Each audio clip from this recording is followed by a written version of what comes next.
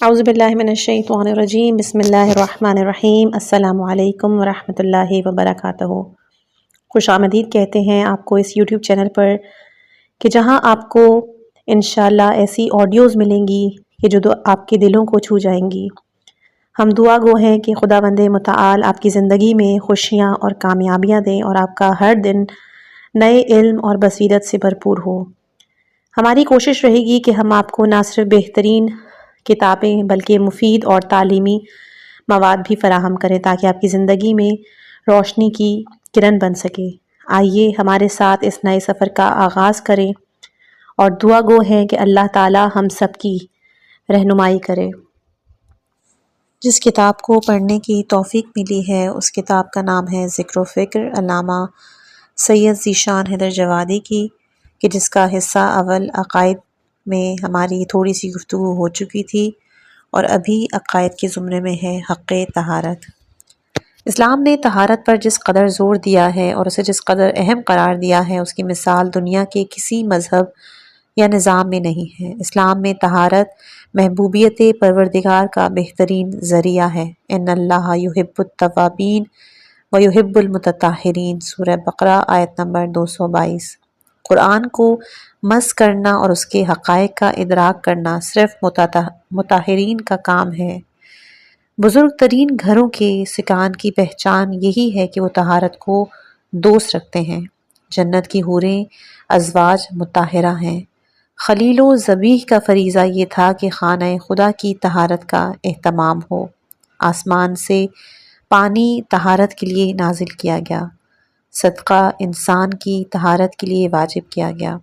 یہ ساری وہ آیات ہیں کہ جو قرآن میں بیان ہوئی ہیں۔ اقسام طہارت۔ اسلام میں طہارت کی دو قسمیں ہیں، طہارت ظاہری اور طہارت باطنی۔ طہارت ظاہری کا تعلق لباس و بدن سے ہوتا ہے، لیکن طہارت باطنی کا تعلق نفس اور روح سے ہوتا ہے، جہاں انسان خباثتوں سے محفوظ ہو جاتا ہے اور معنوی کمالات سے آراستہ و پیراستہ ہو جاتا ہے۔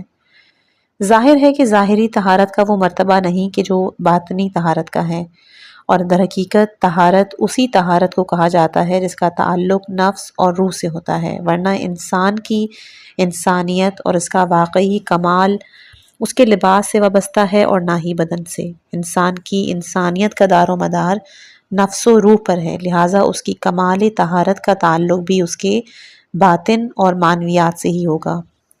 درجہ طہارت۔ طہارت نفس کا پہلا درجہ یہ ہے کہ انسان واجبات کا لحاظ رکھے اور محرمات سے پرہیز کرے، اسی لیے کہ ترک واجب اور فعل حرام ہی وہ شے ہے جو انسان کے نفس کو خبیث اور ناپاک بنا دیتی ہے، اور اس کی طہارت کا بہترین ذریعہ عبادت و بندگی اور واجبات و محرمات کا مکمل لحاظ ہے۔ طہارت نفس کا دوسرا مرتبہ مستحبات کی پابندی اور مکروہات سے پرہیز ہے۔ ترک مستحب اور فعل مکروہ انسان کے نفس کو واجبات و محرومات کی طرح خبیث و کثیف نہیں بنا سکتا، لیکن مستحبات کی طرف سے لاپرواہی اور مکروہات کی پسندیدگی اس بات کی علامت ہے کہ نفس میں کوئی نہ کوئی کمزوری ضرور پائی جاتی ہے۔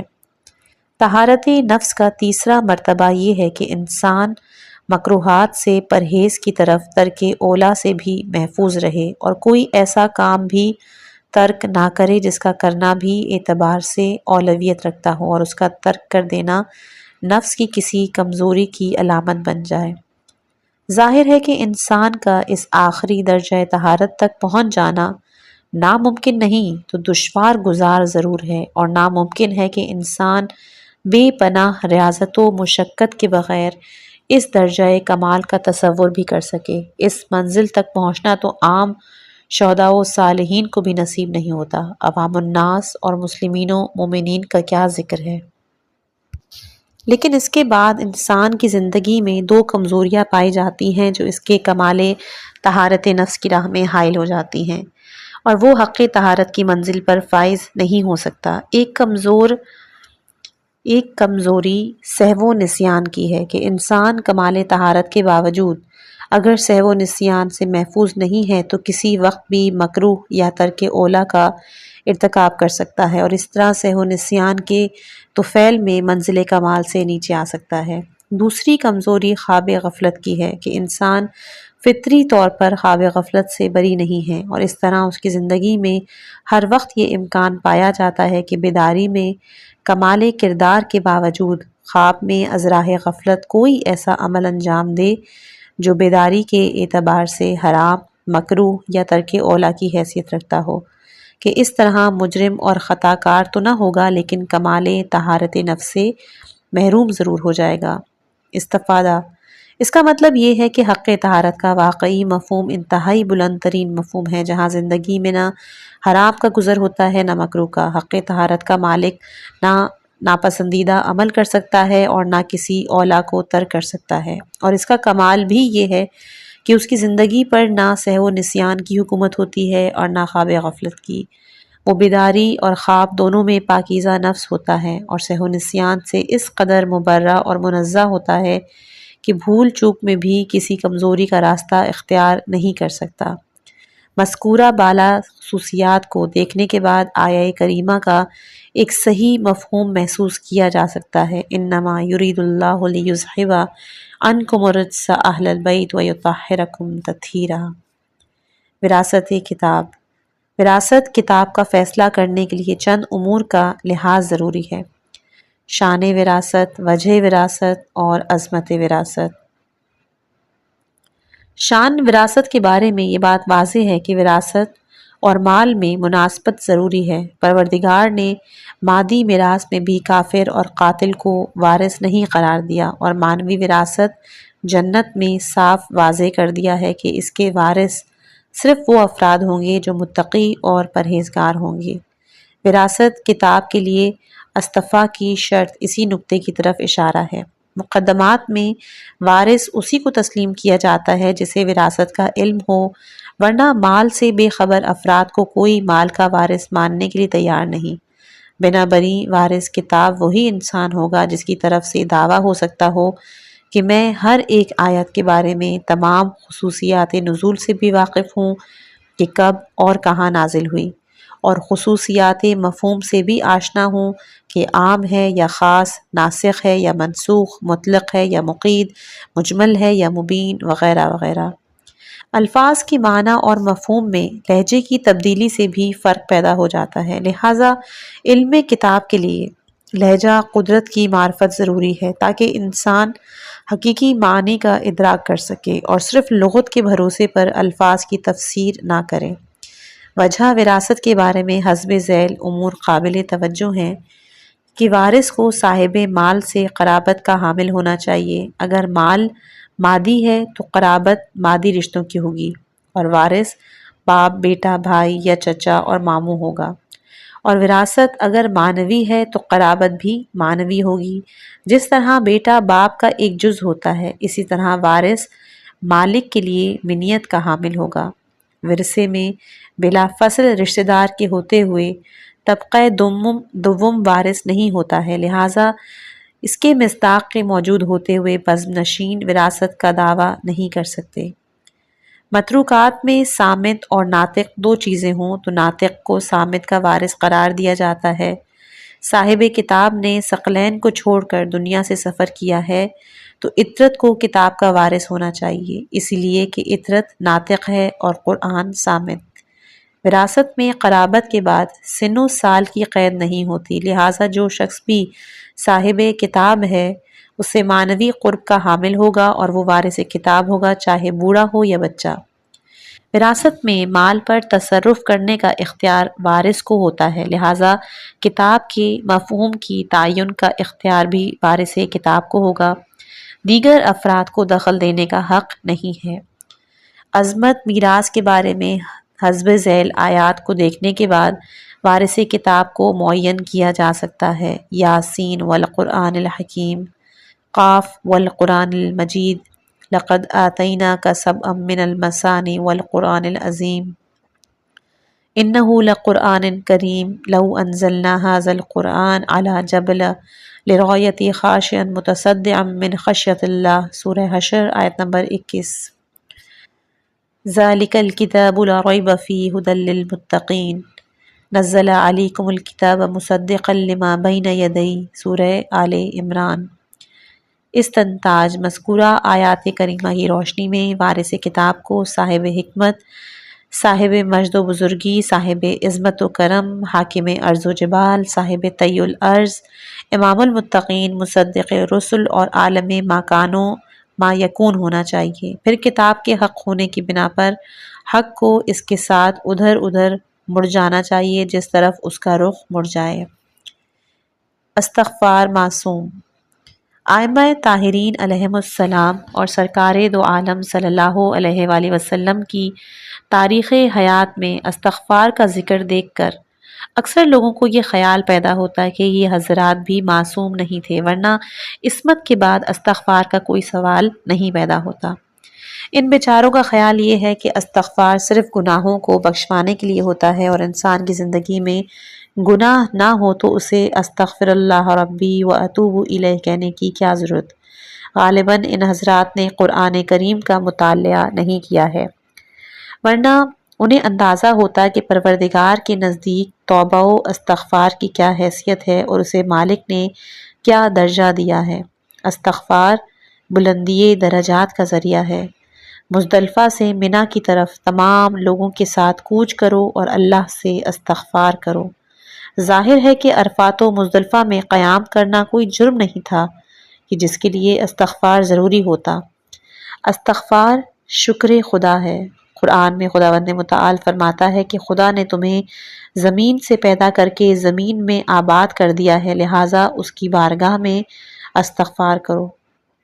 استغفار ایک قسم کی سفارش ہے۔ قرآن میں بیان ہے کہ اگر یہ لوگ استغفار کرتے اور رسول بھی ان کے لیے استغفار کرتا تو یہ خدا کو بڑا توبہ قبول کرنے والا اور مہربان پاتے۔ یہاں رسول کا استغفار کسی گناہ کا نتیجہ نہیں بلکہ ایک قسم کی شفاعت ہے۔ استغفار وجہ برکت: سورہ نوح آیت نمبر 10 میں بیان ہوا کہ میں نے قوم سے کہا کہ اپنے پروردگار سے استغفار کرو، وہ بڑا بخشنے والا ہے، آسمان سے موسلادھار بارش کرے گا، اموال و اولاد سے تمہاری امداد کرے گا، تمہارے لیے باغات و نہریں قرار دے گا۔ انسان ان تمام برکات سے فائدہ اٹھانا چاہے تو ان سب کا واحد ذریعہ استغفار ہے۔ استغفار کے لیے گناہوں کی بخشش کا نظر میں رکھنا شرط نہیں ہے۔ استغفار علامت بلندی ایمان: سورہ آل عمران آیت نمبر 17 اہل جنت کی پہچان یہ ہے کہ وہ صبر کرنے والے، سچ بولنے والے، دعا کرنے والے اور وقت سحر استغفار کرنے والے ہیں۔ توجہ محبوبیت: ان اللہ یحب۔ توبہ و استغفار کا اصل فلسفہ یہ ہے کہ یہ دونوں جذبات انسان کی اپنی بے مائگی اور پروردگار کی عظمت کے احساس سے پیدا ہوتے ہیں۔ اپنے گھر میں عظیم شخصیت کو مدعو کرنے والا ساری کائنات کی غذائیں بھی سامنے لا کر رکھتے تو مہمان سے معذرت کرتا ہے کہ اپنی حیثیت سے زیادہ کر دیا ہے، لیکن مہمان کی حیثیت کے مطابق نہیں کر سکا۔ خاصان خدا کا استغفار اسی جذبے کے تحت ہوتا ہے کہ انہیں عظمت پروردگار کا احساس ہوتا ہے اور وہ جانتے ہیں کہ اپنی حیثیت سے کتنا ہی زیادہ بلند تر عمل کیوں نہ کر دیا جائے، عظمت پروردگار کے مطابق نہیں ہو سکتا، لہٰذا اس کی معافی طلب کرنا ضروری ہے کہ اس سے کم اس بات کا اظہار تو ہوتا ہے کہ انسان انانیت کا شکار نہیں ہے بلکہ اسے عظمت پروردگار کا احساس ہے۔ دنیا میں جذبات کے تبادلے کا ایک انداز یہ بھی ہوتا ہے کہ جب کوئی شخص کسی کی عظمت کا اقرار کر کے اس کے سامنے کوتاہی عمل کا اعتراف کرتا ہے تو وہ اس سے قہری طور پر محبت کرتا ہے اور زیادہ مہربانی کا برتاؤ کرتا ہے۔ اسے میری حیثیت کا احساس ہے۔ اس کے برخلاف تکبر و استکبار سے کام لینے والے سے کوئی بھی ہمدردی نہیں کرتا۔ اللہ کے معصوم بندوں کا بھی یہی طریقہ کار تھا کہ خدا کی بارگاہ میں اس کی عظمت اور اپنی کوتاہی کا اعتراف کیا جائے تاکہ زیادہ سے زیادہ اس کی مہربانی کا استحقاق پیدا ہو سکے۔ تبادلہ محبت کا ایک انداز یہ بھی دیکھا ہے کہ کمزور انسان جب بڑے انسان کے سامنے اپنی حقارت اور اس کی عظمت کا برملا اقرار کرتا ہے تو وہ بھی اس کے عمل کی قدردانی کا اظہار کرتا ہے، اور عمل اس کے اعتبار سے معمولی بھی ہو تو اسے عظیم بنا کر پیش کرتا ہے۔ پروردگار اپنے بندوں سے بے پناہ محبت کرنے والا ہے۔ وہ جانتا ہے کہ میری عظمت کے مطابق نہ کسی کا عمل ہے نہ کسی کی محنت، لیکن اس کے باوجود جب بندہ استغفار کرنے لگتا ہے تو وہ آواز دیتا ہے، تاہا ہم نے مشقت کے واسطے قرآن نازل نہیں کیا، مزمل ذرا راتوں کو آرام کر لیا کرو۔ اہل بیت ہم نے تمہاری سعی کو مشکور قرار دے دیا ہے تاکہ دنیا محسوس کرے کہ اگر بندہ بے گناہ ہو کر اعتراف قصور کرنا جانتا ہو تو ہم بھی اس جذبہ خیر و صلاح کی قدردانی کرنا جانتے ہیں۔ اخلاص نیت، اگر کسی شخص نے خلوص نیت سے شہادت کی دعا کی تو خدا اسے شہداء کا درجہ دے دے گا، چاہے بستر پر ہی کیوں نہ شہید ہو۔ یہ حدیث ہے رسول اکرم صلی اللہ علیہ وآلہ وسلم کی۔ ایک اور حدیث ہے رسول کی کہ بہت سے لوگ ہیں جو اسلحے سے مارے گئے لیکن شہید نہیں ہیں، اور بہت سے لوگ ہیں کہ جو بستر پر مر گئے لیکن صدیق و شہید ہیں۔ شہادت حکیمہ، رسول اللہ بیان کرتے ہیں کہ جس شخص کا مال ناحق غصب کیا جائے اور وہ تحفظ میں مارا جائے تو وہ بھی شہید ہے۔ جو شخص اپنے اہل کی حفاظت میں مارا جائے وہ بھی شہید ہے، اور جو اپنے مال کی حفاظت میں یا اپنے ہمسائے کی حفاظت میں یا راہ خدا میں مارا جائے وہ بھی شہید ہے۔ بہترین موت یہ ہے کہ انسان اپنے حق کے تحفظ میں مر جائے۔ جو شخص اپنے عشق پر پردہ ڈال کر اپنی عفت کو بچا لے وہ بھی شہید ہے۔ امیر المومنین نہج البلاغہ حکمت نمبر 474 میں فرماتے ہیں کہ راہ خدا میں جہاد کر کے قتل ہو جانے والے کا اجر اس سے زیادہ نہیں ہے کہ جو حالات سازگار ہونے کے باوجود پاک دامن رہ جائے۔ رسول اللہ صلی اللہ علیہ وآلہ وسلم بحار الانوار میں فرماتے ہیں کہ راہ خدا میں جنگ کر کے شہید ہونے والے کے علاوہ نیزے کا زخم کھانے والا، مرض اسہال کا مبتلا، پانی میں ڈوب جانے والا، دیوار کے نیچے دب جانے والا اور وضع حمل کی تکلیف سے مر جانے والی عورت سب شہید ہیں۔ اسی طرح رسول کہتے ہیں کہ طاعون کی موت مرد مسلم کے لیے شہادت ہے۔ امیر المومنین فرماتے ہیں کہ مومن کسی حال میں اور کسی وقت بھی مر جائے شہید ہوتا ہے۔ ہمارا یہ ہر شیعہ صدیق اور شہید ہوتا ہے۔ یہ اپنا رسول اللہ یہ کیوں کر ہو سکتا ہے کہ یہ لوگ تو بستر پر مرتے ہیں؟ فرمایا کیا تم نے قرآن نہیں پڑھا کہ جو لوگ خدا اور رسول پر ایمان لے آئے وہ سب صدیق اور شہید ہیں۔ اگر شہادت صرف قتل سے ہوتی تو شہداء کی تعداد کس قدر کم ہوتی۔ یہ امام حسین علیہ السلام کا فرمان ہے۔ تم میں سے جو شخص بھی خدا و رسول و اہل بیت کی معرفت رکھتے ہوئے بستر پر مر جائے وہ شہید مرے گا، اور اس کا اجر پروردگار کے ذمے ہوگا۔ وہ اسے تمام نیک اعمال کا اجر دے گا جس کا ارادہ کیا تھا، اور ارادہ ہی تلوار کھینچنے کا قائم مقام ہو جائے گا۔ امام زین العابدین علیہ السلام فرماتے ہیں کہ زمانہ غیبت قائم میں جو شخص بھی ہماری محبت میں مر جائے خدا اسے شہدائے بدر و احد جیسے 1000 شہیدوں کا اجر عطا کرے گا۔ سید الشہداء نہج البلاغہ مکتوب نمبر 28 میں ہے کہ امیر المومنین نے معاویہ کے خط میں تحریر فرمایا کہ میں صرف نعمت الہی کا تذکرہ کر رہا ہوں کہ مہاجرین و انصار کے تمام شہداء صاحبان فضل ہیں، لیکن سید الشہداء ہمارا ہی شہید حمزہ ہے جس کے جنازے پر رسول نے 70 تکبیریں کہی تھیں۔ شہادت اور اہل بیت، امام حسن علیہ السلام فرماتے ہیں کہ میرے جد بزرگوار نے بیان کیا کہ امر خلافت کے مالک میرے خاندان کے 12 افراد ہوں گے، لیکن ہم میں ہر ایک مقتول ہوگا یا زہر سے شہید کیا جائے گا۔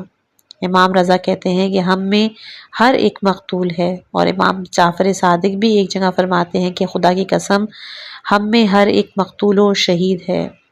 استناج، لفظ شہید دنیا کی ہر قوم میں محترم ہے۔ احترام کے تمام القاب و خطابات اقوام میں بٹے ہوئے ہیں، لیکن شہادت کا احترام جملہ اقوام میں مسلم الثبوت ہے۔ ہر نیکی سے بالا تر نیکی ہے، لیکن شہادت سے بالا تر کوئی نیکی نہیں ہے، کہ زندگی سے بالا تر کوئی دولت نہیں۔ شہادت ایک مرگ مقدس ہے جہاں حوصلے کا اظہار بھی ہوتا ہے اور مقصد کی بلندی بھی ہوتی ہے۔ ناواقفیت کی موت مرگ ناگہانی ہے، شہادت نہیں، لہٰذا شہید کو جان بوجھ کر موت کے میدان میں قدم رکھنا ہوگا۔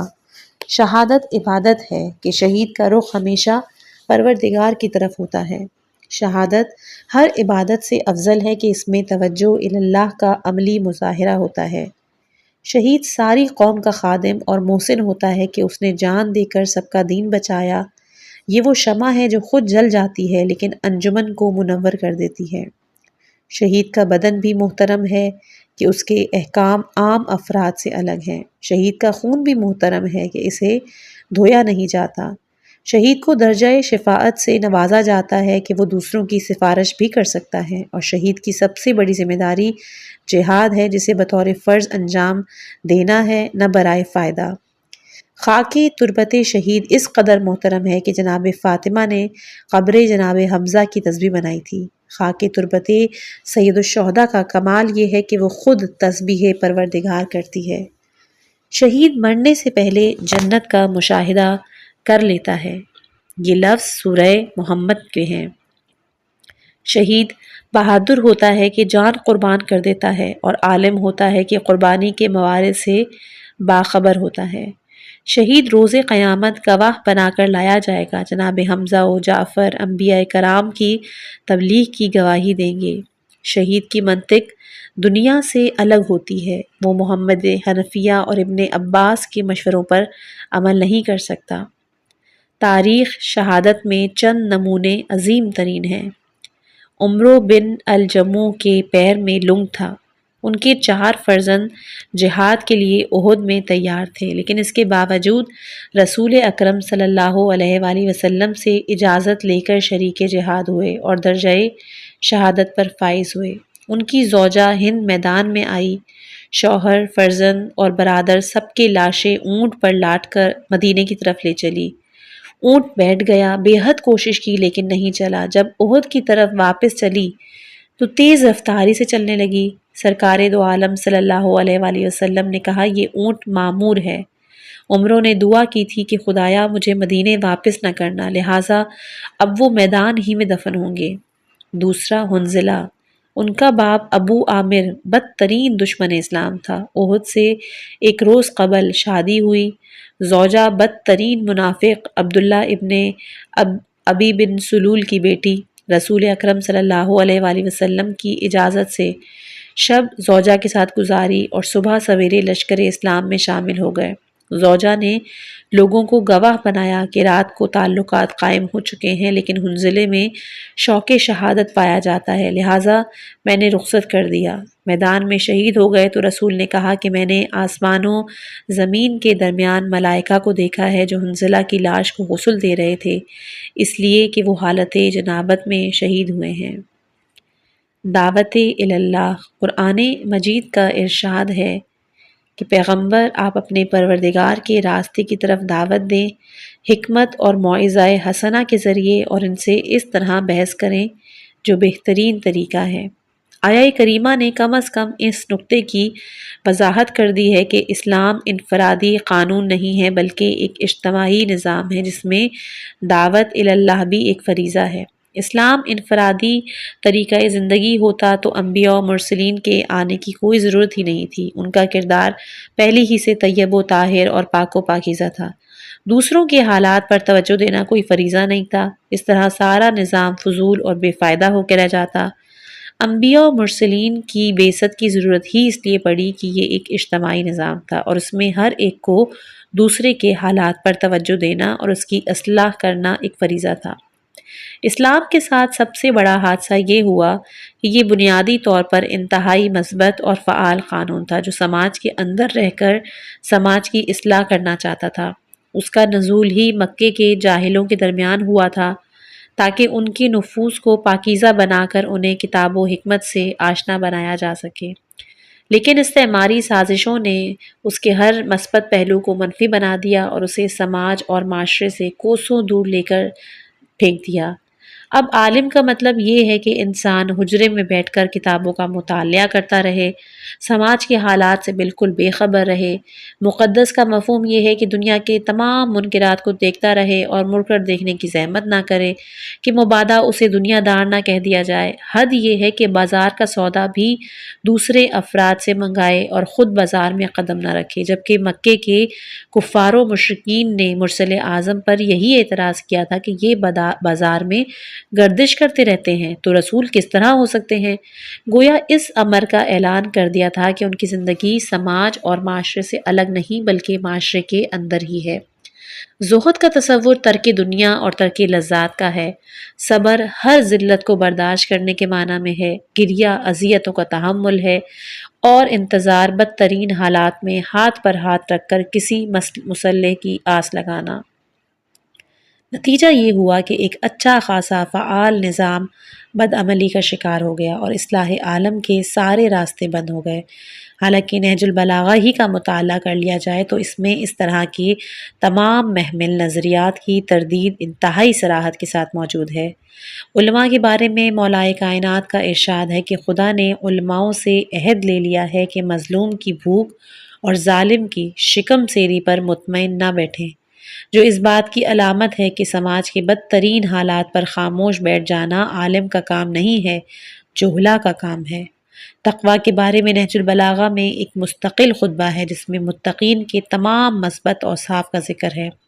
متقین وہ ہیں کہ جن کی گفتگو نپی تلی، لباس میانہ، رفتار متواضع، محرمات سے نگاہیں نیچی کیے ہوئے، مفید باتوں کی مسلسل سننے والے، خالق ان کی نگاہ میں عظیم اور دنیا ان کی نگاہ میں حقیر، قلیل اعمال پر راضی نہیں ہوتے اور زیادہ اعمال کو زیادہ نہیں سمجھتے۔ یہ مذکورہ بالا فقرات سے صاف واضح ہو جاتا ہے کہ متقین چپ نہیں رہتے بلکہ سوچ سمجھ کر بولتے ہیں، فقیرانہ ملبوس پر گزار نہیں کرتے بلکہ فضول خرچی سے پرہیز کرتے ہیں، ایک مقام پر نہیں بیٹھتے بلکہ متواضع رفتار سے چلتے رہتے ہیں، سماج میں باہر نکلتے ہیں لیکن نگاہیں نیچی ہوتی ہیں، محمل باتوں پر توجہ نہیں دیتے لیکن کارآمد باتیں سنتے ہیں، دنیا سے الگ نہیں ہیں بلکہ دنیا کو عظمت خالق کے مقابلے میں حقیر سمجھتے ہیں، بے عمل نہیں ہوتے بلکہ کثیر اعمال کو بھی قلیل تصور کرتے ہیں، اور یہ تمام باتیں اس تصور سے قطعاً مختلف ہیں کہ اسلام ترک دنیا کا مذہب ہے۔ زہد کے بارے میں مولائے کائنات نے نہایت ہی مختصر الفاظ میں فرمایا کہ زہد یہ نہیں کہ تم کسی شے کے مالک نہ ہو، بلکہ زہد یہ ہے کہ کوئی شے تمہاری مالک نہ بننے پائے، اور یہ بات زہد کے عام تصور سے بالکل متضاد ہے، جہاں زہد ترک لذات کا نام ہے اور ترک لذات کا جذبہ ہی انسان پر حکمرانی کرتا ہے۔ مذکورہ بالا تمہید کے بعد اسلام کے انداز دعوت پر توجہ دینے کی ضرورت ہے۔ اسلام نے اپنے انداز دعوت کو مخاطبین کے اعتبار سے 3 قسموں پر تقسیم کیا، اس لیے کہ معاشرے کے افراد بھی 3 قسم کے ہیں۔ بعض لوگ مسائل کو عقل و منطق کی روشنی میں دیکھنا چاہتے ہیں اور کوئی بات مطابق عقل و فہم ہوتی ہے تو قبول کر لیتے ہیں ورنہ ٹھکرا دیتے ہیں۔ اسلام نے ایسے افراد کے لیے حکمت کا راستہ اختیار کیا ہے۔ حکمت محکم اور پائیدار انداز گفتگو کا نام ہے، اور یہ طریقہ کار انہی افراد کے کام آتا ہے جو صاحبان عقل و فہم، حاملان فکر دانش ہوتے ہیں، ورنہ عوام الناس کے لیے یہ طریقہ تفہیم قطعی طور پر بیکار اور بے فائدہ ہے۔ دوسری قسم ان عوام الناس کی ہے کہ جن کے پاس عقل و فکر کی بلندیاں تو نہیں لیکن جذبات و احساس ضرور ہیں، اگر بات ان کے جذبات سے ہم آہنگ ہو جائے تو فوراً قبول کر لیتے ہیں، ورنہ اس سے ہٹ کر ان میں دلائل و براہین کے سمجھنے کی صلاحیت نہیں۔ اسلام نے ایسے لوگوں کے لیے موعظہ حسنہ اور نیک نصیحت کا راستہ رکھا ہے جس کے ذریعے احساسات کو بیدار کیا۔ تیسری قسم ان نالائق افراد کی ہوتی ہے جو ضدی، ہٹ دھرم اور فتنہ پرور ہوتے ہیں اور ہر بات کو جھگڑے میں ڈال کر اس سے جان بچا لینا چاہتے ہیں۔ اسلام نے ایسے افراد کے لیے جدال احسن کا راستہ رکھا ہے تاکہ بات فتنہ و فساد کی نظر نہ ہونے پائے اور حتی الامکان مفسدوں کو فساد کرنے کا موقع نہ ملے۔ یہ ایک مکمل نظام دعوت ہے جس پر توجہ دینے کے بعد معاشرے کے تمام مسائل حل ہو سکتے ہیں اور ہر فساد کی اس طرح اصلاح کی جا سکتی ہے کہ سرکشوں کو نمازی بنا دیا جائے۔ پیٹ کے بندوں کو روزے دار بنا دیا جائے، لٹیروں کو زکوٰۃ و خمس کا پابند بنا دیا جائے، برہنہ طواف کرنے والوں کو عظمت احرام سے آشنا کر دیا جائے اور فسادیوں کو مجاہدوں کی شکل دے دی جائے۔ شرح صدر: انسان کے دل میں وسعت بھی پائی جاتی ہے اور تنگی بھی، اس کا سینہ کشادہ بھی ہوتا ہے اور تنگ بھی۔ ان دونوں صفتوں میں کوئی صفت نہ مطلق طور پر خیر ہے اور نہ ہی شر، دونوں کے خیر و شر کا دار و مدار اس امر پر ہے جس کے بارے میں انسان کا دل کشادہ ہوتا ہے یا انسان دل تنگ ہو جاتا ہے۔ مثال کے طور پر انسان کا دل خیر، صلاح اور فلاح کے لیے کشادہ ہو جائے تو انسان بہترین انسان ہے، اور یہی دل اگر شر، فساد اور ظلم کے لیے کشادہ ہو جائے تو انسان بدترین انسان کہے جانے کے قابل ہے۔ انسانی وجود میں دل ایک مرکز ہے اور سینہ اس تک پہنچنے کا راستہ یا دروازہ۔ دل کے وسیع ہونے کا مفہوم یہ ہے کہ اس میں حقائق و معارف، معلومات و اطلاعات کے ذخیرہ کرنے کی صلاحیت ہو، اور سینے کے کشادہ ہونے کا مطلب یہ ہے کہ مطالب کے دل تک جانے کا راستہ کھلا ہو، ورنہ بسا اوقات ایسا ہوتا ہے کہ دل میں حقائق کو جگہ دینے کی گنجائش ہوتی ہے لیکن سینہ ان مطالب کو وہاں تک پہنچنے ہی نہیں دیتا اور درمیان ہی میں راستہ روک دیتا ہے۔ بینک کے خزانے میں اموال کے جمع کرنے کی بے پناہ صلاحیت ہوتی ہے، لیکن اگر کوئی انسان رات کے وقت بینک بند ہونے کے بعد اپنے اموال کو جمع کرنا چاہے تو یہ کام تو ممکن نہیں، نہ اس لیے کہ خزانے میں ذخیرہ کرنے کی صلاحیت نہیں، اس کی صلاحیت تو بے پناہ ہے، بلکہ اس لیے کہ خزانے تک پہنچنے کا راستہ نہیں اور اس کا وقت گزر چکا ہے۔ اس کا مطلب یہ ہے کہ حقائق کے قبول کرنے میں زمان و مکان کا بھی بہت بڑا دخل ہوتا ہے، ورنہ اس کے بغیر کوئی حقیقت قابل قبول و تاثیر نہیں رہ جاتی۔ شیطان کا سارا حملہ بھی انسان کے سینے پر ہوتا ہے اور وہ راستہ ہی کو روک دینا چاہتا ہے۔ یوسوس فی صدور الناس، اور اس کا سبب یہ ہے کہ مالک کائنات نے اپنا عرش مومن کے دل کو قرار دیا۔ شیطان یہ چاہتا ہے کہ سینے میں وسوسہ پیدا کر کے یاد خدا کے دل تک پہنچنے کا راستہ بند کر دے، انسان حقائق سے یکسر غافل ہو جائے اور اس طرح انسان یاد خدا کی برکات سے محروم ہو جائے۔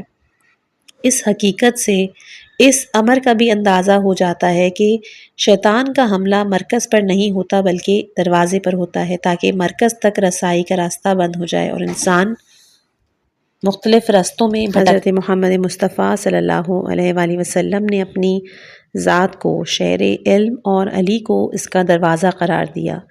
شیطان نے بھی طے کر لیا کہ دروازے پر حملہ کیا جائے تاکہ شہر تک جانے کے امکانات ختم ہو جائیں اور انسان علم سے محروم ہو کر جہالت کے اندھیروں میں ٹھوکریں کھاتا رہے۔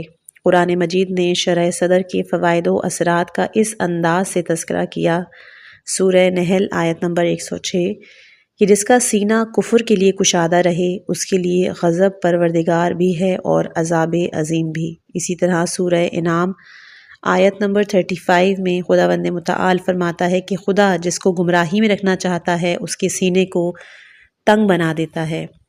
سورہ زمر آیت نمبر 22، کہ جس کے سینے کو خدا نے کشادہ بنا دیا وہ اپنے پروردگار کی طرف سے نور کا حامل ہے۔ سورہ یونس آیت نمبر 18، انسانوں تمہارے پاس وہ پیغام آیا ہے جو پروردگار کی طرف سے موعظہ بھی ہے اور سینے کی بیماریوں کا علاج بھی ہے۔ سورہ انعام آیت نمبر 125، خدا جسے ہدایت دینا چاہتا ہے اس کے سینے کو اسلام کے لیے کشادہ کر دیتا ہے۔ شرح صدر کے یہی اثرات تھے جس کی بنا پہ جناب موسیٰ نے تبلیغ کا آغاز کرنے سے پہلے دعا کی تھی، رب اشرح لی صدری، کہ خدایا میرے سینے کو کشادہ کر دے، کہ شرح صدر کے بغیر انسان نہ مصائب کا استقبال کر سکتا ہے اور نہ ہی حقائق کی تبلیغ کی راہ کی زحمتیں برداشت کر سکتا ہے۔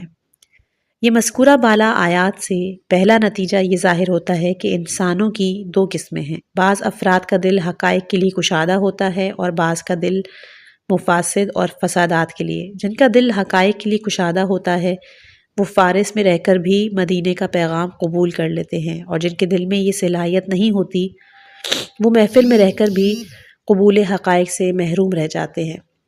شرح صدر کی منزل میں حضرت موسیٰ اور سرکار دو عالم کا نمایاں فرق یہ ہے کہ حضرت موسیٰ نے شرح صدر کے لیے دعا کی اور رسول اکرم کے بارے میں ارشاد ہوا کہ کیا ہم نے تمہارے سینے کو کشادہ نہیں کیا؟ جس کا سینہ کشادہ نہ ہو وہ صاحب ایمان بھی نہیں ہو سکتا۔ ایمان کا لازمہ یہ ہے کہ انسان ہر مسئلے میں پیغمبر سے فیصلہ کرائے اور پھر اس فیصلے کے خلاف دل میں تنگی کا احساس بھی نہ کرے۔ جس کا دل ایمان کے لیے مطمئن ہو، اس کے ظاہری حالات عقیدے سے ہم آہنگ نہ بھی ہوں تو بھی کردار پر کوئی اثر نہیں پڑتا۔ مالک کائنات نے قرآن کا مرکز بھی سینے کو قرار دیا اور آیات بینات کو ان کے سینوں میں رکھا ہے جنہیں علم عطا کر دیا گیا ہے۔ لہٰذا جس کا سینہ مرکز علم نہیں ہے وہ آیات بینات کا مرکز بھی نہیں۔ شرح صدر اس بات کی علامت ہے کہ انسان منزل نور پر فائز ہے اور اسے پروردگار نے نور عنایت فرما دیا ہے، جو اس امر کی کھلی ہوئی دلیل ہے کہ جسے علم نشرح کا مصداق قرار دیا ہے۔ اس کی زندگی سراپا نور ہے اور اس سے زیادہ نورانیت کسی انسان کو حاصل نہیں ہو سکتی۔ داعی صاحبان عقل و فہم کو صلاح و فلاح کی طرف دعوت دینے والے کو داعی کہا جاتا ہے، اور اپنے سے کمزور افراد کے مصالح کی نگرانی کرنے والے کو رائی کے لفظ سے یاد کیا جاتا ہے۔ دین اسلام میں دعوت اور رعایت دونوں کی بے پناہ اہمیت ہے۔ کبھی دعوت رعایت پر مقدم ہو جاتی ہے اور کبھی رعایت دعوت پر مقدم ہو جاتی ہے۔ مالک کائنات نے اپنے اکثر نمائندوں کو داعی بنانے سے پہلے راعی بنایا اور انہیں گلہ بانی کی ذمہ داری سپرد کر دی۔ ایک طرف انہیں اپنی صلاحیتوں کو بروئے کار لانے کا موقع ملے اور دوسری طرف قوم کو بھی اندازہ ہو جائے کہ جو انسان جانوروں کو نہایت درجہ خوش اسلوبی سے چرا سکتا ہے وہ بھٹکے ہوئے انسانوں کو بھی راہ راست پر لگا سکتا ہے۔ فرق صرف یہ ہے کہ نام جانور چرانے والوں میں انسانوں کو دعوت اللہ دینے کی صلاحیت نہیں ہوتی، اور یہ رائی کی داعی اللہ بننے کی صلاحیت بھی رکھتا ہے، بلکہ اسی صلاحیت کے اظہار کے لیے اسے گلے بانی کا کام سپرد کیا گیا ہے۔ داعی کی حیثیت رائی سے اس لیے بھی بلند تر ہوتی ہے کہ رائی کا کام جانوروں سے بھی متعلق ہو سکتا ہے، لیکن داعی کا کام صرف صاحبان عقل و فہم سے تعلق رکھتا ہے۔ رائی میں اذان الہی کی شرط نہیں، لیکن داعی کی شان ہی یہ ہے کہ وہ لوگوں کو اذن خدا سے دعوت دیتا ہے۔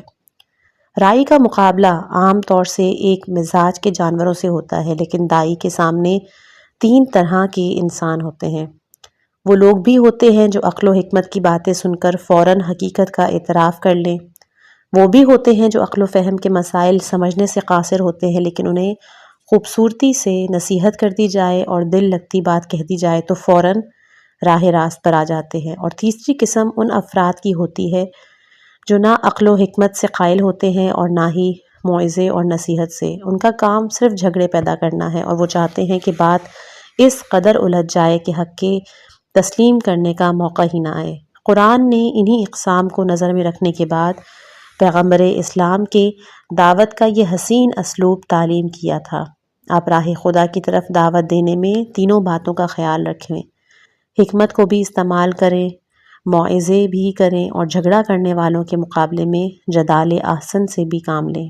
انسانوں کو راہ خدا کی طرف دعوت دینے کا مرحلہ جب سر ہو جاتا ہے تو ایک قوم وجود میں آتی ہے جس نے پرائے آداب زندگی کو ترک کر کے پرانے آداب زندگی کو ترک کر کے نئی دنیا میں قدم رکھا ہے اور اپنی ایک جدید دنیا آباد کی ہے۔ ظاہر ہے کہ اس دنیا کے آداب و اطوار گزشتہ دنیا سے قطعی مختلف ہیں، لہٰذا اس کی نگرانی بے حد ضروری ہے تاکہ پرانی خصلتیں دوبارہ حملہ آور نہ ہونے پائیں اور بنا بنایا کام بگڑنے نہ پائے۔ اسلام نے انفرادی طور پر ہر شخص کو رائی کا درجہ اسی لیے دے دیا کہ نئی عمارت کا بنا لینا آسان ہوتا ہے، اس کا تحفظ مشکل ہوتا ہے۔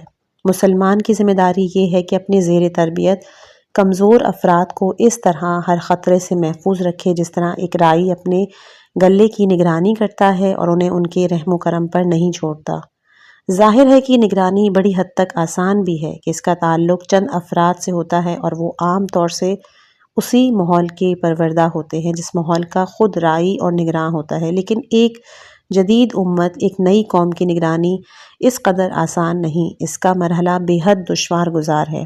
سرکار دو عالم صلی اللہ علیہ وآلہ وسلم نے دعوت اللہ کا کام صحرائی بدو میں شروع کیا اور چند دنوں میں ایک عظیم قوم تیار کر لی جس کا مقصد حیات خیر کی طرف دعوت دینا بن گیا، اور اس کے سر امر و نہی کی ذمہ داری ڈال دی گئی۔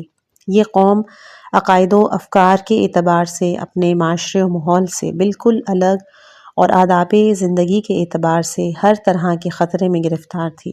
اس قوم کی رعایت اور نگرانی کا کام اس قدر آسان نہیں تھا جس قدر ایک گھر یا گھرانے کی نگرانی کا کام ہوتا ہے۔ اس لیے آپ نے ہر قدم پر نگرانی کا فرض بھی انجام دیا اور کبھی بشارت کبھی انداز کے ذریعے قوم کو اپنے قبضے میں رکھا، اس کے حرکات و سکنات کی نگرانی کرتے رہے۔ لیکن ایک دن وہ آیا کہ جب اچانک حکم پروردگار آ گیا کہ آپ آج رات کو قوم کو چھوڑ کر مدینے کی طرف ہجرت کر جائیں۔ پیغمبر اسلام کے لیے ہجرت کا کام کوئی مشکل نہیں تھا۔ خطرات سے نکل کر پروردگار کی حفاظت کے زیر سایہ پرسکون ماحول کی طرف سفر کر جانا کون سا مشکل امر تھا، لیکن مسئلہ یہ تھا کہ 13 سالہ دعوت کے زیر اثر جو قوم تیار ہوئی ہے اور جو ماحول بنا ہے، اس کا کیا حشر ہوگا۔ پروردگار نے اس مسئلے کو اس طرح حل کیا کہ آپ علی کو اپنے بستر پر چھوڑ جائیں تاکہ دنیا کو یہ اندازہ ہو جائے کہ قوم کی تشکیل و تربیت کے لیے ایک داعی درکار ہوتا ہے اور ایک رائی۔ امت اسلامیہ کے لیے پیغمبر داعی کی حیثیت رکھتے ہیں اور علی رائی کی، اور داعی اس وقت تک قوم سے الگ نہیں ہوتا کہ جب تک رائی کا بندوبست نہ ہو جائے۔ لہٰذا اس کے بعد جب داعی مستقل طور پر دنیا سے سفر کرے گا تو قوم کو اسی رائی کے حوالے کر کے جائے گا جس کے حوالے ہجرت کی رات کیا تھا۔ من کنت مولا و فہذا علی مولا۔ ضیافت و دعوت۔ دین اسلام نے جن امور پر شدت سے زور دیا ان میں ایک ضیافت اور مہمان نوازی بھی ہے۔ مہمان نوازی کے بارے میں معصومین علیہم السلام سے متعدد روایات وارد ہوئی ہیں جن میں مہمان نوازی کی فضیلت، اس کی عظمت، اس کے آداب اور تفصیلات بیان ہیں۔ مثال کے طور پر روایات ملاحظہ ہوں۔ عظمت ضیافت۔ رسول اکرم صلی اللہ علیہ وآلہ وسلم کا ارشاد ہے کہ خدا اور آخرت پر ایمان رکھنے والے کا فرض ہے کہ مہمانوں کا احترام کرے۔ مہمان نوازی کی ذمہ داری 3 شبانہ روز ہے، اس کے بعد پھر کار خیر ہے۔ امیر المومنین علیہم السلام کا ارشاد ہے کہ جو شخص بھی مہمان کی آہٹ سن کر خوش ہو جاتا ہے، پروردگار اس کے گناہوں کو معاف کر دیتا ہے، چاہے زمین و آسمان کے برابر ہی کیوں نہ ہو۔ متعدد روایات میں وارد ہوا ہے کہ مہمان وارد ہوتا ہے تو اپنا رزق لے کر آتا ہے، جاتا ہے تو گھر والوں کے گناہ بخشوا کر جاتا ہے۔ جس گھر میں مہمان نہیں آتے اس میں ملائکہ بھی نہیں آتے۔ آداب ضیافت۔ مہمان کا یہ حق ہے کہ اسے دروازے تک پہنچایا جائے۔ مہمانی کا اصول یہ ہے کہ کھانے سے پہلے میوہ پیش کیا جائے کہ مالک کائنات نے فاکہہ کا ذکر لحم سے پہلے کیا ہے۔ امام جعفر صادق کہتے ہیں کہ میزبان مہمان کو قسم دلائے تو اس پر عمل واجب نہیں ہے کہ یہ قسم صرف احترام کے بنا پر ہے۔ برادر مومن کے دسترخوان پر کھانے کا احترام یہ ہے کہ اس سے پہلے ہاتھ کھینچ لیں۔ رسول اللہ صلی اللہ علیہ وسلم فرماتے ہیں کہ مسلمان کا احترام یہ ہے کہ اسے تحفہ دے اور جو تحفہ پیش کرے اسے قبول کر لے۔ رسول ہی کہتے ہیں کہ ریاکاری کے لیے کھانا کھلانا خود اپنے پیٹ کو آتش جہنم سے بھرنا ہے۔ مہمان کا احترام یہ ہے کہ جلدی کھانا پیش کر دے، خوش روئی سے پیش آئے، کھاتے وقت اچھی گفتگو کرے، دروازے تک پہنچانے جائے، تکلف سے کام نہ لے، جو حاضر ہو اسے پیش کر دے۔ اور امام جعفر صادق فرماتے ہیں کہ مہمان سے یہ دریافت نہ کرو کہ آج کچھ کھایا ہے یا نہیں، بلکہ جو کچھ بھی موجود ہے اسے حاضر کر دو۔ کرم کا تقاضا یہ ہے کہ ماحضر کو پیش کر دیا جائے۔ مہمان نواز ہائے تاریخ۔ روایات میں انبیاء کرام کی سیرت میں مہمان نوازی کا بکثرت تذکرہ ملتا ہے۔ جناب شعیب مہمان نوازی میں بہت مشہور تھے۔ جناب لوط مہمانوں کا خصوصی احترام کیا کرتے تھے۔ حضرت ابراہیم نے مہمان نوازی کی بنیاد قائم کی اور ان کا عالم یہ تھا کہ مہمان نہیں آتا تو اس کی تلاش میں نکل جایا کرتے تھے۔ مولائے کائنات کو بھی ایک مرتبہ بے حد رنجیدہ دیکھا گیا اور جب سبب معلوم ہوا تو پتہ چلا کہ 7 روز سے کوئی مہمان فراہم نہیں ہوا۔ ابو البختری وہب بن وہب اپنے کرم میں بڑے شہرت رکھتے تھے۔ ایک شاعر نے ان کی مدح میں قصیدہ پڑھا تو اس نے اپنی بے پناہ عطا کر دیے، لیکن جب جانے لگا تو کسی نے اس کے سامان باندھنے میں اس کا ہاتھ نہیں بٹایا۔ وہ بے حد بددل ہوا اور اس نے کہا کہ ایسے کریم کے گھر میں ایسے نالائق نوکروں کا کیا کام ہے؟ تو غلام نے فی الفور جواب دیا کہ ہم مہمانوں کے آنے کا استقبال کرتے ہیں، جانے میں کوئی امداد نہیں کرتے۔ شاعر یہ سن کر تڑپ گیا اور کہنے لگا کہ مالک سے زیادہ کریم تو اس کے نوکر اور غلام ہیں۔ مہمان نوازی ذاتی طور پر بھی ایک شرف اور فضیلت ہے، لیکن اللہ والوں نے اس فضیلت کو بھی راہ خدا ہی میں استعمال کیا ہے۔ چنانچہ جناب ابراہیم کی بت شکنی کے بعد جب قوم جناب ابراہیم کی تلاش میں نکلی اور سر راہ ملاقات ہو گئی تو انہوں نے فرمایا کہ پہلے کھانا کھا لو، اس کے بعد ابراہیم سے ملاقات کرا دوں گا۔ قوم نے کھانا کھا لیا، اس کے بعد ابراہیم کا پتہ پوچھا تو آپ نے فرمایا کہ ابراہیم تو میرا ہی نام ہے۔ قوم حیران ہو گئی کہ آپ کس طرح سزا دیں گے، اور جناب ابراہیم سے قیمت لینے کا مطالبہ کیا۔ آپ نے فرمایا کہ میرے کھانے کی قیمت یہ ہے کہ میرے خدا کا سجدہ کر لو۔ قوم نے مجبور ہو کر سجدے میں سر رکھا اور ابراہیم نے دعا کے لیے ہاتھ اٹھائے، خدایا سر کا جھکا دینا میرا کام ہے، اب دل کا جھکا لینا تیرا کام۔ اس واقعے سے اندازہ ہوتا ہے کہ کفر کا مزاج یہ ہے کہ کھانا مل جاتا ہے تو خداؤں کو بھی بھول جاتے ہیں۔ کفر خداؤں کی میت کی فکر نہیں کرتا، صرف اپنے مفاد کے تحفظ کے لیے انتقام کی فکر میں لگ جاتا ہے۔ کفر کی خدائی کا عالم یہ ہے کہ خدا مردے پڑے ہیں اور پرستار سب زندہ ہیں، جبکہ اسلام کا خدا هو الحی الذی لا یموت ہے۔ کفر کے خدا کی مجبوری یہ ہے کہ اپنے مارنے والے کا پتہ نہیں بتا سکتا اور اس کے بارے میں بھی حزب مخالف ہی کا بیان لینا پڑے گا۔ اسلام اور عیسائیت کے درمیان بلکہ اسلام اور دیگر تمام آسمانی ادیان کے دعوے داروں کے درمیان یہ بنیادی فرق پایا جاتا ہے کہ اسلام بندگی کی دعوت دیتا ہے اور بندگی ہی کو انسان کا سب سے عظیم تر شرف قرار دیتا ہے۔ اس کے عقیدے میں انسان کی رسالت کا اقرار بعد میں ہوتا ہے اور بندگی کا اقرار پہلے ہوتا ہے۔ اس نے توحید پروردگار کی توضیح ہی اس نقطے کو قرار دیا کہ اس کے خدا کے ہاں نسبی کوئی رشتہ نہیں اور اس کے نتیجے میں وہ سببی رشتے سے بھی بالا تر ہے۔ اس کے برخلاف دیگر مذاہب میں عظمت کی دلیل بندگی نہیں بلکہ فرزندی ہے۔ عیسائیوں نے حضرت عیسیٰ کو خدا کا بیٹا قرار دیا، یہودیوں نے جناب عزیر کو، جبکہ مولائے کائنات کے ارشاد کے مطابق یہ وہ اولاد ہے جس کی خبر صاحب اولاد کو بھی نہیں۔ یہودیوں نے اس عقیدے میں اتنا اور اضافہ کر دیا کہ خود اپنے کو بھی اپنا اللہ قرار دے دیا اور اس طرح اپنے تقرب کا اعلان کیا، جبکہ اسلام کے عقیدے کے مطابق جناب عزیر نے بھی اپنی بندگی کا اعلان کیا تھا اور جناب عیسیٰ نے آنکھ کھولتے ہی گہوارے سے اعلان کیا تھا کہ انا عبداللہ۔ اسلام اور عیسائیت کے اس اختلاف نظر کے بہت سے اسباب بھی ہیں اور نتائج بھی، جن کی طرف ادنیٰ التفات سے بھی حقائق کا صحیح فیصلہ کیا جا سکتا ہے۔ بندگی ایک روحانی اور معنوی شرف ہے جو انہیں افراد کو حاصل ہوتا ہے جن کی زندگی میں معنویات کا دخل ہو اور جو شخص کی تشکیل کردار کے ذریعے کرنا چاہتے ہیں، ورنہ فرزندی کا رشتہ ہر شخص کو حاصل ہو سکتا ہے، چاہے وہ معنویات سے کوئی دلچسپی رکھتا ہو یا نہ رکھتا ہو۔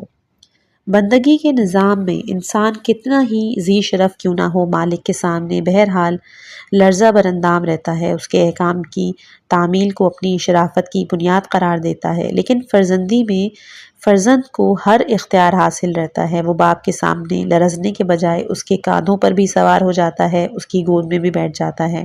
اسلام پروردگار کے ساتھ اس طرح کے تصورات سے قطعاً راضی نہیں، لہٰذا وہ انسان کو بندہ ہی دیکھنا چاہتا ہے، ابن اللہ کی شکل میں برداشت کرنے کے لیے تیار نہیں ہے۔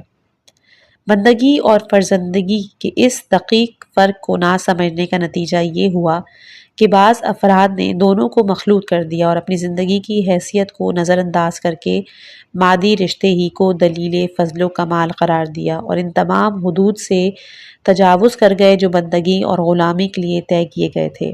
مثال کے طور پر بعض مسلمانوں کو جب یہ معلوم ہو گیا کہ پیدا کرنے والے باپ کی طرح تعلیم دینے والا استاد اور لڑکی دینے والا سسر بھی باپ کی جگہ پر ہوتا ہے، تو انہیں یہ مادی رشتہ اس قدر پسند آ گیا کہ انہوں نے اپنی غلامی کو فراموش کر دیا اور عبود کو یاد رکھا اور داماد کے ساتھ وہی سلوک کرنا شروع کیا جو ایک باپ اپنی اولاد کے ساتھ کرتا ہے، جبکہ مولائے کائنات نے ٹھیک اسی کے مقابل میں اسلامی نظریات کا اعلان کیا اور مادیت کے مقابلے میں معنویت کا اظہار کیا۔ آپ کو سرکار دو عالم سے 3 طرح کے رشتے حاصل تھے۔ ایک مادی رشتے سے آپ سرکار دو عالم کے بھائی، ایک مادی رشتے سے اولاد کی منزل میں تھے۔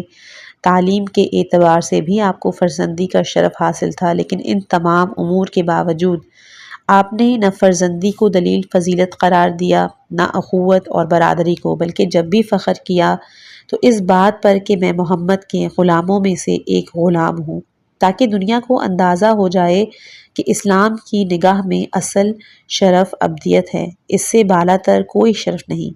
یہ ابدیت بندوں سے متعلق ہوتی ہے تو غلامی اور خدمت کی شکل اختیار کر لیتی ہے، اور پروردگار کی طرف منسوب ہو جاتی ہے تو ربوبیت کے جلوہ بردار بن جاتی ہے، اور اس میں ربوبیت کے آثار نظر آنے لگتے ہیں۔ اسلام و ایمان۔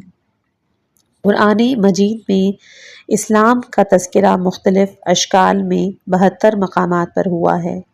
اسلمہ، اسلمہ، اسلمتم، اسلمتم، اسلمنا، اسلموا، اسلما، نسلم، یلم، یسلمون، اسلم، اسلموا، الاسلام، اسلامکم، اسلامہم، مسلمہ، مسلمین، مسلمون، مسلمین، مسلمتن، مسلمات، تسلمون۔ اسی طرح ایمان کا بھی تذکرہ 808 مقامات پر ہوا ہے۔ یہاں میں بتاتے چلوں جو میں نے الفاظ دہرائے ہیں، جیسے کہ اسلمہ، قرآن میں یہ 5 دفعہ آیا ہے۔ اسی طرح ایمان کا تذکرہ بھی 808 مقامات پر ہوا ہے۔ امن، امنتا، امنتو، امنتم، آمنا، آمنو، نومنو، اس طرح بہرحال کافی زیادہ الفاظ ہیں۔ دونوں قسم کے کلمات کو اگر ہم ملا کر دیکھیں تو اندازہ ہوگا کہ ابتدا میں اسلام کی کیا نوعیت تھی اور آخر میں سرکار دو عالم کے زحمات کے زیر اثر ایمان کی کیا کیفیت ہوگی۔ مثال کے طور پر اسلمہ اگر 5 مقامات پر ہے تو آمنہ 33 مقامات پر۔ اسی طرح باقی متشابہات کا بھی حساب لگایا جا سکتا ہے۔ مذکورہ آیات کریمہ سے اسلام و ایمان کے 14 فرق نکالے جا سکتے ہیں۔ سورہ حجرات آیت نمبر 14، اسلام زبان پر ہوتا ہے اور ایمان دل میں۔ سورہ غافر آیت نمبر 40، ایمان شرط جزا ہے۔ سورہ سجدہ آیت نمبر 18، ایمان منافق فسق ہے۔ سورہ توبہ آیت نمبر 105، ایمان وسعت نظر کا باعث ہے۔ سورہ نور آیت نمبر 62، ایمان میں شک کی گنجائش نہیں ہے۔ سورہ غافر آیت نمبر 28، ایمان مرکز تقیہ ہے۔ سورہ اسراء آیت نمبر 19، ایمان بنیاد آخرت ہے۔ ایمان بنیاد عمل صالح ہے۔ ایمان صلاحیت خطاب الہی ہے۔ ایمان بنیاد ادائے خمس ہے۔ ایمان باعث تحکیم رسول ہے۔ سورہ تغابن آیت نمبر 14، ایمان میں رشتہ داری نہیں ہے۔ سورہ مائدہ آیت نمبر 54، ایمان میں ارتداد ہے، نفاق نہیں۔ اور آخری سورہ اعراف آیت نمبر 157، ایمان باعث اتباع نور ہے۔ اسی حقیقت کی طرف اشارہ ہے۔ الوارثہ فی القرآن۔ قرآن مجید میں وراثت کا تذکرہ 35 مقامات پر کیا گیا ہے، اور اس کے مجموعی طور پر 2 قسمیں ہیں۔ ایک مادی وراثت ہے اور ایک معنوی وراثت ہے۔ مادی وراثت کا تذکرہ آیات میراث میں پایا جاتا ہے، جہاں اصل میراث یا میراث کی تقسیم کے اصول بیان کیے گئے ہیں۔ اصل میراث کا تذکرہ جناب سلیمان کے بارے میں کیا گیا ہے کہ وہ جناب داؤد کے وارث ہیں، سورہ نمل آیت نمبر 16 میں۔ دوسرا تذکرہ جناب زکریا کا ہے کہ انہوں نے دعا کی کہ مجھے ایک ولی عنایت فرما جو میرا اور آل یعقوب کا وارث قرار پائے، سورہ مریم آیت نمبر 6۔ اصول تقسیم کا تذکرہ مختلف آیات میں کیا گیا ہے، جن میں سورہ نساء آیت نمبر 11، سورہ نساء آیت نمبر 176، سورہ نساء آیت نمبر 12 اور سورہ بقرہ آیت نمبر 233۔ معنوی وراثت کے ذیل میں 3 چیزوں کا تذکرہ کیا گیا ہے اور انہی وراثت کا اعلان کیا گیا ہے۔ پہلا، زمین، سورہ مریم آیت نمبر 40 کہ ہم زمین اور اہل زمین کے وارث ہیں اور سب کی بازگشت ہماری طرف ہے۔ سورہ انبیاء آیت نمبر 105 زمین کے وارث ہمارے نیک بندے ہوں گے۔ سورہ اعراف آیت نمبر 128 زمین اللہ کی ہے، وہ جسے چاہتا ہے اپنے بندوں میں وارث قرار دیتا ہے۔ دوسری کہ جس میں وراثت کا اعلان ہے وہ ہے کتاب، سورہ اعراف آیت نمبر 169 اس کے بعد ایک نسل پیدا ہوئی جو ان کی کتاب کی وارث بنی، سورہ فاطر آیت نمبر 32 کہ پھر ہم نے اپنی کتاب کا وارث اپنے ان بندوں کو قرار دیا جن کا ہم نے انتخاب کیا، سورہ شورا آیت نمبر 141 اور ان کے بعد جنہیں کتاب کا وارث بنایا گیا وہ اس کی طرف سے شدید شبہ میں مبتلا ہیں۔ ان آیات میں پہلی اور تیسری آیت میں قہری وراثت کا تذکرہ ہے جو انسان کو حاصل ہو گئی ہے اور اسی لیے وراثت کی مذمت کی گئی ہے، اور آیت نمبر 2 میں خدا کی طرف سے وارث قرار دینے کا تذکرہ ہے، اسی لیے وارث کو مصطفیٰ اور منتخب قرار دیا گیا ہے۔ تیسری جس میں وراثت ہے وہ ہے جنت، سورہ مومنون آیت نمبر 11 یہ وہ وارث ہیں جو فردوس کے وارث ہوں گے اور وہ وہیں ہمیشہ رہیں گے، سورہ مریم آیت نمبر 63 یہ وہ جنت ہے جس کا وارث ہم ان بندوں کو قرار دیتے ہیں جو پرہیزگار ہوتے ہیں، سورہ اعراف آیت نمبر 43 انہیں آواز دی جائے کہ اب تم اپنے اعمال کی بنا پر اس جنت کے وارث بنا دیے گئے ہو۔ مذکورہ بالا آیات سے یہ واضح ہوتا ہے کہ مادی وراثت میں صرف قرابت کی شرط ہے اور کردار کی شرط نہیں، بشرطے کہ وارث کافر اور قاتل نہ ہو کہ وہ مادی میراث کا بھی حقدار نہیں۔ دوسرا زمین کی وراثت مالک زمین سے وابستہ ہے اور وہ صرف نیک بندوں کو وارث قرار دیتا ہے، اس کے علاوہ تمام قابض اور حاکم افراد غاصب ہیں اور وارث نہیں ہیں۔ نمبر 3 کتاب کی وراثت کے لیے استفاء اور انتخاب ضروری ہے، اس کے بغیر انسان شک میں تو مبتلا ہو سکتا ہے، کتاب کا وارث نہیں ہو سکتا۔ جنت کی وراثت کے لیے ایمان، نماز، زکوٰۃ، لغویات سے اعراض، شہادت کا تحفظ، آبرو کی حفاظت، امانت داری، عہد کی پابندی اور اوقات و شرائط کا لحاظ رکھنا ضروری ہے۔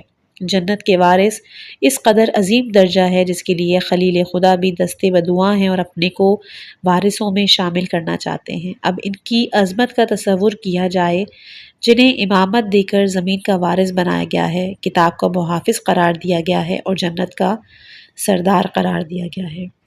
انشاءاللہ کہ اس کتاب کا بقیہ حصہ اگلے آڈیو میں پیش کیا جائے گا۔ حقیر کو اپنی دعاؤں